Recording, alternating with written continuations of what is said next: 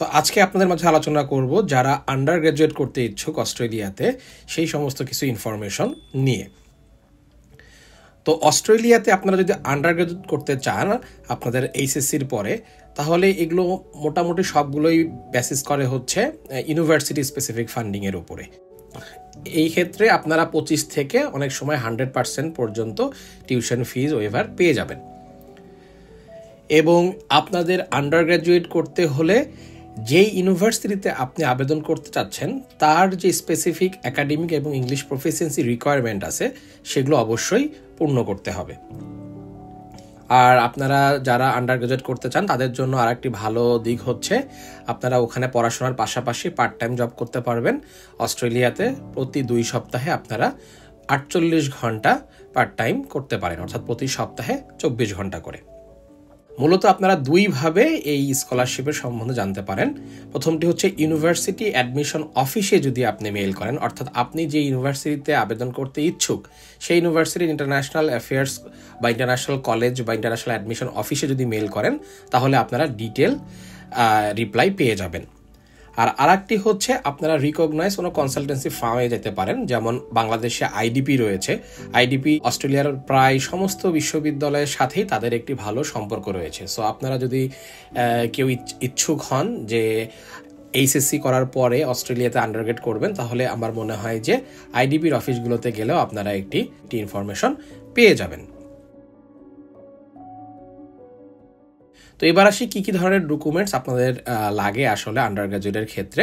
তো প্রথমটি হচ্ছে পাসপোর্ট, অবশ্যই 6 মাসের যেন মেয়াদ থাকে এরকম একটি পাসপোর্ট আপনাদের লাগবে।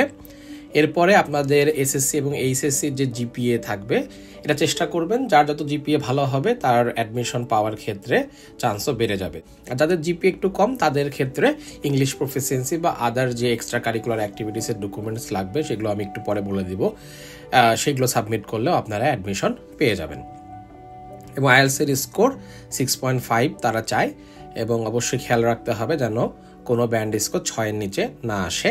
তো রিকমেন্ডেশন লেটার আপনারা নিয়ে নেবেন আপনাদের কলেজের 2 জন শিক্ষকের কাছ থেকে। তো এবার আসে আদার কিছু ডকুমেন্ট যেগুলো আপনার অ্যাপ্লিকেশনকে আসলে একটু ভালো স্ক্রিনিং প্রসিডিউরের মধ্যে নিয়ে যাবে, যেমন একাডেমিক বা কোনো প্রফেশনাল যদি আপনার ট্রেনিং বা ওয়ার্কশপের এক্সপিরিয়েন্স থাকে তো সেগুলোর সার্টিফিকেট আপনারা জমা দিতে পারেন।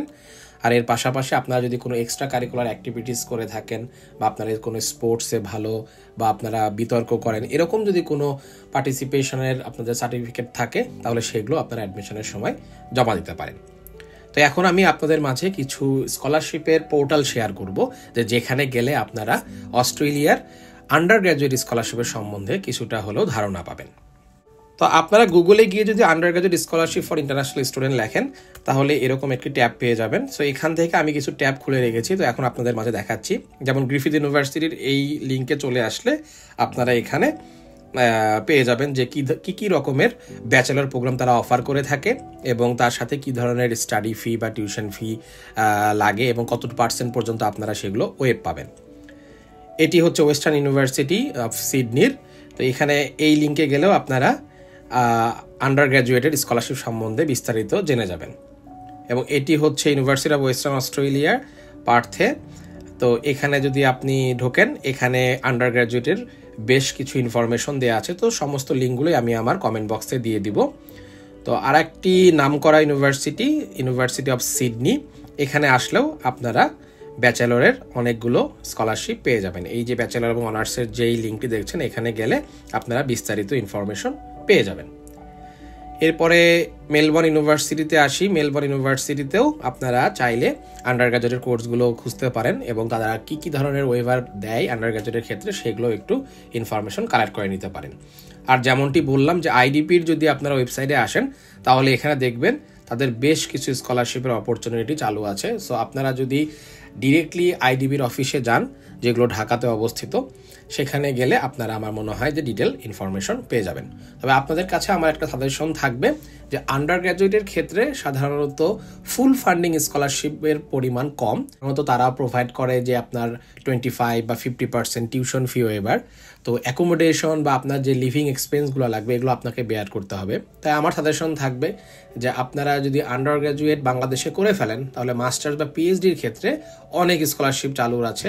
তো সেখানে আপনাদের জন্য পাওয়া সুবিধা হবে। আর যাদের আসলে ফিনান্সিয়াল অবস্থা ভালো আর যারা বাংলাদেশে থাকতে যাচ্ছেন না, যে কলেজের পরেই চলে যাবেন, তাদের ক্ষেত্রে আমি মনে করি অস্ট্রেলিয়া একটি বেস্ট অপশন হতে পারে। সো আজকে এই পর্যন্তই, আপনারা ভালো থাকুন। পরবর্তীতে আবার নতুন কোনো একটি ভিডিও নিয়ে হাজির হব। সে পর্যন্ত আল্লাহ হাফেজ।